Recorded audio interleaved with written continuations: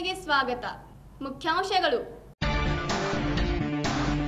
ಭಾರತದ 69ನೇ ಸ್ವಾತಂತ್ರ್ಯೋತ್ಸವದ ದಿನಾಚರಣೆ.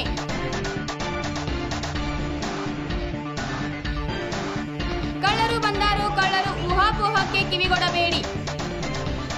ಹುಕ್ಕೇರಿ ತಾಲೂಕವನ್ನು ಬರಗಾಲ ಪೀಡಿತ ತಾಲೂಕವೆಂದು ಘೋಷಿಸಬೇಕೆಂದು ರೈತರ ಮನವಿ. ಸ್ವಯಂ ಪ್ರೇರಿತ ರಕ್ತದಾನ ಶಿಬಿರ.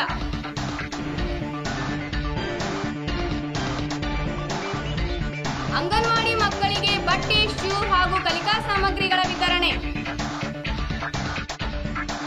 ನೂತನ ದುರ್ದುಂಡೇಶ್ವರ ಮೂರ್ತಿ ಪ್ರತಿಷ್ಠಾಪನೆ. ಸಂತ ಶಿರೋಮಣಿ ನಾಮದೇವ್ ಮಹಾರಾಜರ 665ನೇ ಪುಣ್ಯ ಸ್ಮರಣೋತ್ಸವ. ಕ್ರಾಂತಿವೀರ ಸಂಗೊಳ್ಳಿ ರಾಯಣ್ಣ ಜ್ಯೋತಿಗೆ ಭವ್ಯ ಸ್ವಾಗತ. ರೈತರು ಆತ್ಮಹತ್ಯೆಗೆ ಶರಣಾಗದಂತೆ ಮಠಾಧೀಶರಿಂದ ಆತ್ಮಸ್ಥೈರ್ಯದ ಜಾಗೃತ ಕಾರ್ಯಕ್ರಮ. ಹರಗಾಪುರ ಗಡದ ಕೋಟೆ ಹನುಮಂತನಿಗೆ ಅಭಿಷೇಕ. ಶ್ರಾವಣ ಮಾಸದ ನಿಮಿತ್ತ ಮಠಗಳಲ್ಲಿ ವಿವಿಧ ಕಾರ್ಯಕ್ರಮಗಳು. ವಾರ್ತೆಗಳ ವಿವರ. ಸಂಕೇಶ್ವರ ಪಟ್ಟಣದ ಪುರಸಭೆ ಆವರಣದಲ್ಲಿ ಪುರಸಭೆಯ ಅಧ್ಯಕ್ಷರಾದ ಸಂಜಯ್ ಶಿರ್ಕೋಳಿಯವರು ಗಾಂಧೀಜಿಯ ಭಾವಚಿತ್ರಕ್ಕೆ ಪೂಜೆಯನ್ನು ನೆರವೇರಿಸಿ ಧ್ವಜಾರೋಹಣವನ್ನು ಮಾಡಿದರು. ಇದೇ ಸಂದರ್ಭದಲ್ಲಿ ಸ್ವಚ್ಛ ಭಾರತ ರಸಪ್ರಶ್ನೆ ಸ್ಪರ್ಧೆಯಲ್ಲಿ ವಿಜೇತರಾದವರಿಗೆ ಬಹುಮಾನ ವಿತರಿಸಿದರು. ಇದಾದ ನಂತರ ಗಾಂಧಿ ಚೌಕದಲ್ಲಿಯೂ ಸಹ ನಗರದ ಅಧ್ಯಕ್ಷರಾದ ಸಂಜಯ್ ಶಿರ್ಕೋಳಿಯವರು ಧ್ವಜಾರೋಹಣ ನೆರವೇರಿಸಿದರು. ಈ ವೇಳೆ ಸಂಕೇಶ್ವರ ಠಾಣೆ ಪೊಲೀಸ್ ಸಿಬ್ಬಂದಿಯೂ ಸಹ ಧ್ವಜವಂದನಾ ಕಾರ್ಯಕ್ರಮದಲ್ಲಿ ಪಾಲ್ಗೊಂಡಿದ್ದರು. ಹುಕ್ಕೇರಿ ತಾಲೂಕಾ ಗ್ರಾಮೀಣ ವಿದ್ಯುತ್ ಶಕ್ತಿ ಸಹಕಾರಿ ಸಂಘ ಸಂಕೇಶ್ವರ ಶಾಖೆಯ ಕಚೇರಿಯ ಆವರಣದಲ್ಲಿ ವಿದ್ಯುತ್ ಶಕ್ತಿ ಸಹಕಾರಿ ಸಂಘದ ನಿರ್ದೇಶಕರಾದ ಅಪ್ಪಾಸಾಹೇಬ್ ಶಿರ್ಕೋಳಿಯವರು ಧ್ವಜಾರೋಹಣವನ್ನು ನೆರವೇರಿಸಿದರು. ಈ ಧ್ವಜಾರೋಹಣ ಕಾರ್ಯಕ್ರಮದಲ್ಲಿ ಕಾರ್ಮಿಕರು ಹಾಗೂ ಅಧಿಕಾರಿಗಳು ಭಾಗವಹಿಸಿದ್ದರು. ಕಳ್ಳರು ಬಂದಾರೋ ಕಳ್ಳರು ಎಂದು ಊಹಾಪೋಹಕ್ಕೆ ಕಿವಿಗೊಡಬೇಡಿ ಎಂದು ಸಂಕೇಶ್ವರ್ ಪೊಲೀಸ್ ಠಾಣೆಯ ಪಿಎಸ್ಐ ಹಿತ್ತಲ್ಮನಿಯವರು ನಾಗರಿಕರಿಗೆ ತಿಳಿಸಿದ್ದಾರೆ. ಮೇಲಾಧಿಕಾರಿಗಳು ಸಹ ಇದ್ರ ಬಗ್ಗೆ ಭಾಳಷ್ಟು ಜನರಿಗೆ ಪ್ರತಿಯೊಂದು ಗ್ರೂಪ್ ಬೀಟ್ ಮೀಟಿಂಗ್ ಮಾಡಂತ ಹೇಳಿದ್ದಾರೆ. ಅದರಲ್ಲಿ ಎಲ್ಲ ಹಳ್ಳಿಗಳಿಗೂ ಭೇಟಿ ಮಾಡಿ ಎಲ್ಲ ಜನರಿಗೂ ಇದ್ರ ಬಗ್ಗೆ ತಿಳುವಳಿಕೆ ಹೇಳಿದೆ. ಈ ಥರ ಒಂದು ಯಾರಾದರೂ ಬಂದು ಮದು ಮಾರೋದು ಇದು ಮಾರೋದು ಮಾರಕ್ಕಂತ ಬಂದು ನೋಡ್ಕೊಂಡು ಹೋಗಿ ರಾತ್ರಿ ಈ ಥರ ಜನಗಳು ಮಾಡ್ತಾ ಇರ್ತಾರೆ. ಆದರೂ ನೀವು ಎಚ್ಚರ ಇರಿ, ನಮಗೂ ಇದು ಅಂತ ಹೇಳಿದ್ದೀವಿ. ಬಟ್ ಅಂಥ ಯಾವುದೇ ಘಟನೆಗಳು ನಡೆದಿಲ್ಲ. ಎಲ್ಲ ಜನರಿಗೆ ಎಚ್ಚರಿಕೆ ಕೊಟ್ಟಿದ್ದೀವಿ. ನಾವು ನಿಮಗೆ 24 ಗಂಟೆ ಸೇವೆಯಲ್ಲಿ ಇರ್ತೀವಿ. ನೀವು ಯಾವ ಹುಕ್ಕೇರಿ ತಾಲೂಕವನ್ನು ಬರಗಾಲ ತಾಲೂಕವೆಂದು ಘೋಷಿಸಬೇಕೆಂದು ಮತ್ತು ರೈತರ ಸಾಲವನ್ನು ಮನ್ನಾ ಮಾಡಬೇಕೆಂದು ಹುಕ್ಕೇರಿ ತಹಶೀಲ್ದಾರ್ ಶ್ರೀಮತಿ ಬಳ್ಳಾರಿ ಅವರಿಗೆ ಮನವಿ ಅರ್ಜಿಸಲಾಯಿತು. ಸಂಕೇಶ್ವರ ರೈತ ಒಕ್ಕೂಟ ಹಾಗೂ ಬಿಜೆಪಿ ಮತ್ತು ರೈತರು ಬೈಕ್ ಮೂಲಕ ಪ್ರತಿಭಟನಾಕಾರರು ಸಂಕೇಶ್ವರದ ಪುರಸಭೆಗೆ ಬಂದು ಅಲ್ಲಿ ಹುಕ್ಕೇರಿ ತಾಲೂಕಾ ತಹಶೀಲ್ದಾರಾದ ಶ್ರೀಮತಿ ಬಳ್ಳಾರಿ ಅವರಿಗೆ ಮನವಿ ಪತ್ರ ಅರ್ಪಿಸಿದರು. ಇದೇ ಸಂದರ್ಭದಲ್ಲಿ ರೈತ ಸಂಘದ ಅಧ್ಯಕ್ಷರಾದ ಶಿವಾನಂದ್ ಶಿರ್ಕೋಳಿಯವರು ಮುಂದೆ ಮಾತನಾಡುತ್ತಾ, ಒಂದು ಪ್ರತಿಭಟನಾ ರ್ಯಾಲಿ ಮಾಡಿದ್ದೀವಿ. ಕಾರಣ ಏನಪ್ಪ ಅಂತಂದ್ರೆ ಮಳೆಗಾಲ ಇಲ್ಲ ಮತ್ತು ಬೆಳೆ ಅಂತ ಒಣಗಿ ಹೊಂಟೇವೆ. ಅನೇಕ ವರ್ಷಗಳಿಂದ ನಾವು ದರ ಕೊಡಿ ಹೇಳ್ತಾ ಇದ್ದೇವೆ. ಆದರೆ ಸರ್ಕಾರ ನಮ್ಮನ್ನು ಮೋಸ ಮಾಡ್ತಾಯಿದೆ. ಹಬಿ ದರ ಇಲ್ಲ, ತಂಬಾಕು ದರ ಇಲ್ಲ, ಯಾವ ಬೆಳೆ ದರ ಇಲ್ಲ. ಈ ಸೋಯಾಬೀನ ಎಲ್ಲ ಒಣಗಿ ಹೊಂಟೈತಿ, ಆದ್ರೂ 30 ರೂಪಾಯಿ. ಹೀಗೆ ಅನೇಕ ಎಲ್ಲ ಪೀಕ್ಗಳು ಮೊನ್ನೆ ಬಟಾಟಿ ಬೆಳೆದ್ರು. ಆ ಬಟಾಟಿನೂ ಪಂಜಾಬ್ದಾಗ ಬಟಾಟಿ ಬೀದಿಗೆ ಪಾರು ಮಾಡ್ರು. ಹಿಂಗೆ ಯಾವ ಬೆಳೆಗೆ ದರ ಇಲ್ಲ. ಆ ಕಾರಣ ನಮ್ಮ ರೈತರ ಸಾಲ ಮನ್ನಾ ಆಗಬೇಕಂತೇಳಿ ಅನೇಕ ರೈತರು ಮುಖಂಡರು ಈ ಪ್ರತಿಭಟನಾ ರ್ಯಾಲಿಯಲ್ಲಿ ಭಾಗವಹಿಸಿದ್ದರು. ಸಂಕೇಶ್ವರ್ ಸರ್ಕಾರಿ ಆಸ್ಪತ್ರೆಯಲ್ಲಿ 69ನೇ ಸ್ವಾತಂತ್ರ್ಯ ದಿನಾಚರಣೆಯ ನಿಮಿತ್ತ ಸ್ವಯಂ ಪ್ರೇರಿತ ರಕ್ತದಾನ ಶಿಬಿರವನ್ನು ಆಯೋಜಿಸಲಾಗಿತ್ತು. ನಗರಸಭೆಯ ಅಧ್ಯಕ್ಷರಾದ ಸಂಜಯ್ ಶಿರ್ಕೋಳಿಯವರು ರಿಬ್ಬನ್ ಕತ್ತರಿಸುವ ಮೂಲಕ ಸ್ವಯಂ ಪ್ರೇರಿತ ರಕ್ತದಾನ ಶಿಬಿರದ ಕಾರ್ಯಕ್ರಮವನ್ನು ಉದ್ಘಾಟಿಸಿದರು. ರಕ್ತದಾನ ಮಾಡಿದ ದಾನಿಗಳಿಗೆ ಅವರು ಹೂ ಅರ್ಪಿಸಿ ಅಭಿನಂದಿಸಿದರು. ತಾವು ಕೂಡ ಸ್ವಯಂ ಪ್ರೇರಿತರಾಗಿ ರಕ್ತದಾನ ಮಾಡಿದರು. ಅವರು ಮುಂದೆ ಮಾತನಾಡುತ್ತಾ, ನಾವು ಇಂದಿಗೆ 69 ವರ್ಷ ಕಳೆದ ಸ್ವಾತಂತ್ರ್ಯವನ್ನು ಆಚರಿಸುತ್ತಿದ್ದೇವೆ. ಆದ ಕಾರಣ ಇಲ್ಲಿ ನಮ್ಮ ಸರ್ಕಾರಿ ಆಸ್ಪತ್ರೆಯಲ್ಲಿ ಬ್ಲಡ್ ಡೊನೇಷನ್ ಕ್ಯಾಂಪ್ ಅಂತ ಒಂದು ಆಯೋಜಿಸಲಿದ್ದಾರೆ. ಆಯೋಜನೆ ಮಾಡಿದ್ದ ಎಲ್ಲ ಸಿಬ್ಬಂದಿಯವರಿಗೂ ನಮ್ಮ ಡಾಕ್ಟರ್ ಅವರಿಗೆ ನನ್ನ ಧನ್ಯವಾದಗಳನ್ನು ಹೇಳ್ತೀನಿ. Doctor Chandrashekhar Hosapete, blood bank ಅಧಿಕಾರಿಗಳು, ಬೆಳಗಾವಿ ಜಿಲ್ಲಾ ಆಸ್ಪತ್ರೆ ಇವರು ರಕ್ತವನ್ನು ಸಂಗ್ರಹಿಸಿಕೊಂಡು ಈ ಸಂದರ್ಭದಲ್ಲಿ 100ಕ್ಕೂ ಹೆಚ್ಚು ಜನರು ರಕ್ತದಾನ ಮಾಡಿದರು. ಈ ವೇಳೆಯಲ್ಲಿ ಡಾಕ್ಟರ್ ಶೀಲಾ ಪೋದ್ದಾರ್ ಹಾಗೂ ಆರೋಗ್ಯ ಇಲಾಖೆಯ ಸಿಬ್ಬಂದಿ ವರ್ಗದವರು ಹಾಜರಿದ್ದರು. ಸಂಕೇಶ್ವರದ ವಾರ್ಡ್ ನಂಬರ್ 6ರಲ್ಲಿ ಸುಜಲ್ ಸೋಷಿಯಲ್ ಫೌಂಡೇಶನ್ ವತಿಯಿಂದ ಅಂಗನವಾಡಿ ಮಕ್ಕಳಿಗೆ ಬಟ್ಟೆ, ಶೂ ಹಾಗೂ ಕಲಿಕಾ ಸಾಮಗ್ರಿಗಳನ್ನು ಉಚಿತವಾಗಿ ವಿತರಿಸಲಾಯಿತು. ಈ ಕಾರ್ಯಕ್ರಮದ ಉದ್ಘಾಟನೆಯನ್ನು ಮಾಜಿ ನಗರಾಧ್ಯಕ್ಷರಾದ ಶ್ರೀಮತಿ ನಿರ್ಮಲಾ ದುಂಡಪ್ಪನಷ್ಟಿ ಹಾಗೂ ಹಾಲಿ ನಗರಾಧ್ಯಕ್ಷರಾದ ಸಂಜಯ್ ಶಿರ್ಕುಳಿ ಅವರು ನೆರವೇರಿಸಿದರು. ಈ ಕಾರ್ಯಕ್ರಮದಲ್ಲಿ ಜಿತೇಂದ್ರ ಮರಡಿ, ಬೋರ್ಗಾಮಿ, ಮಲ್ಲಿಕಾರ್ಜುನ್ ಕುರ್ಬೇಟ್ ಹಾಗೂ ಮಕ್ಕಳು, ಪಾಲಕರು ಪಾಲ್ಗೊಂಡಿದ್ದರು. ಸಂಕೇಶ್ವರದ ಶ್ರೀ ದುರ್ದುಂಡೇಶ್ವರ ಮಠದಲ್ಲಿ ನೂತನವಾಗಿ ನಿರ್ಮಿಸಿದ ಕಂಚಿನ ವಿಗ್ರಹವನ್ನು ಪ್ರತಿಷ್ಠಾಪಿಸುವ ಕಾರ್ಯಕ್ರಮ ನೆರವೇರಿತು.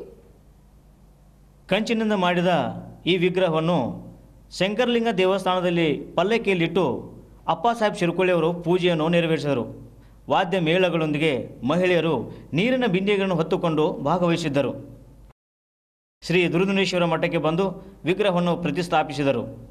ಇದರಲ್ಲಿ 100 ಜನ ಭಕ್ತರು ಪಾಲ್ಗೊಂಡು ದೇವರಿಗೆ ಭಕ್ತಿಯನ್ನು ಅರ್ಪಿಸಿದರು. ನಂತರ ಭಕ್ತರು ಮಹಾಪ್ರಸಾದವನ್ನು ಸ್ವೀಕರಿಸಿ ಪುನೀತರಾದರು.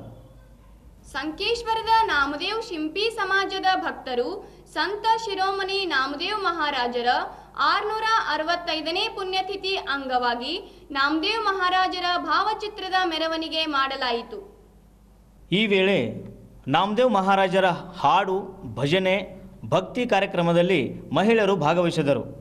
ನಗರದ ಅನೇಕ ಬೀದಿಗಳಲ್ಲಿ ಮೆರವಣಿಗೆಯು ಸಾಗಿ ಗಾಂಧಿ ಚೌಕದ ವಿಠ್ಠಲನ ಮಂದಿರಕ್ಕೆ ಬಂದು ಭಕ್ತರು ಮಹಾಪ್ರಸಾದ ಸ್ವೀಕರಿಸಿದರು.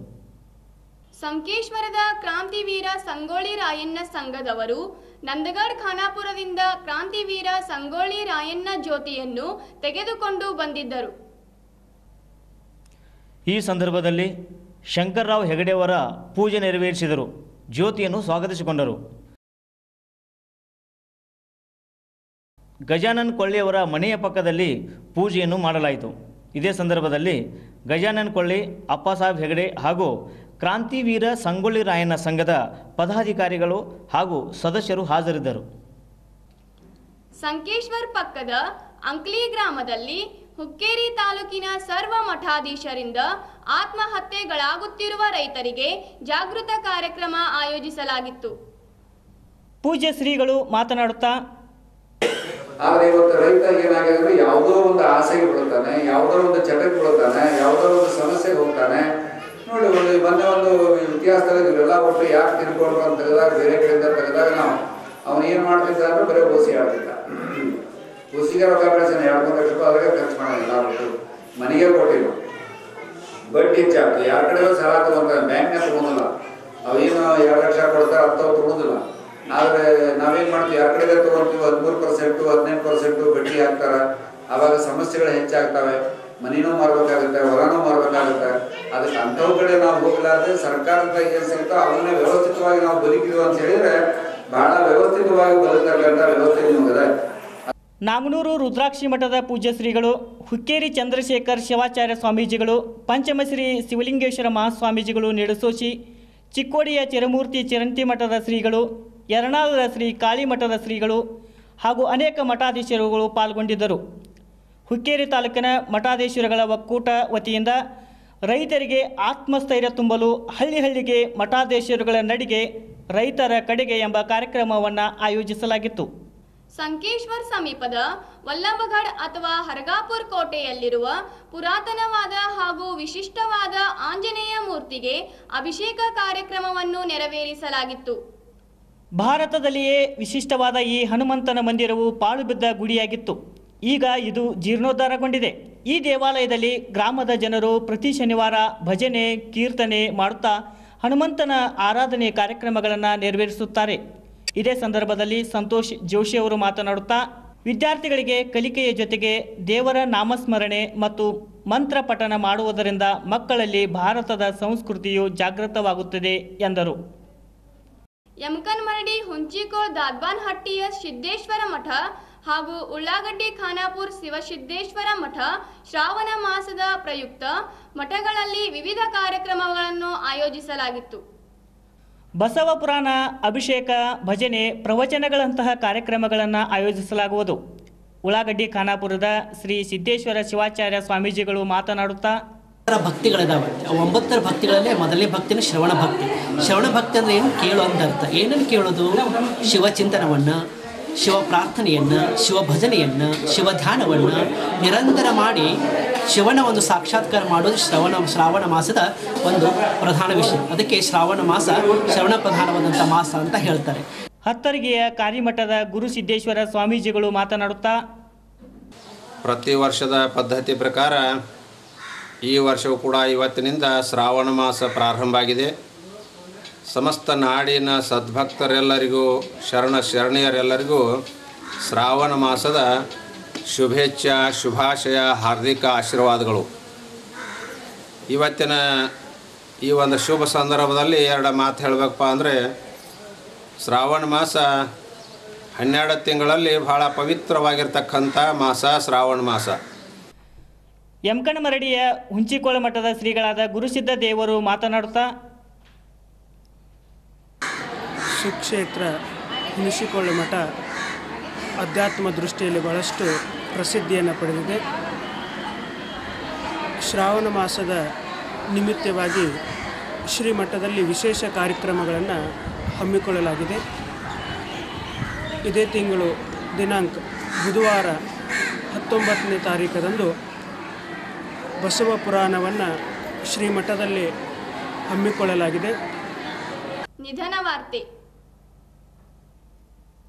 ಹರಿಭಕ್ತ ಪಾರಾಯಣ ಶ್ರೀಮತಿ ಕಮಲಾಬಾಯಿ ಮಹಾದೇವ್ ದವಡ್ತೆ, ವಯಸ್ಸು 76. ಇವರು ಅನಾರೋಗ್ಯ ಕಾರಣದಿಂದ ನಿಧನರಾದರು. ಇವರಿಗೆ 5 ಜನ ಗಂಡು ಮಕ್ಕಳು, ಒಬ್ಬಳು ಹೆಣ್ಣು ಮಗಳು, ಸೊಸೆಯಂದಿರು, ಮೊಮ್ಮಕ್ಕಳು, ಮರಿಮಕ್ಕಳು ಹಾಗೂ ಅಪಾರ ಬಂಧು ಬಳಗದವರನ್ನು ಅಗಲಿದ್ದಾರೆ. ಇವರು ಬಿಜೆಪಿಯ ಕಾರ್ಯಕರ್ತರಾದ ದತ್ತಾ ದವಡ್ತೆಯವರ ತಾಯಿಯಾಗಿದ್ದರು. ಈಗ ವಾರ್ತಾ ಪ್ರಸಾರ ಮುಕ್ತಾಯವಾಯಿತು. ವಂದನೆಗಳು.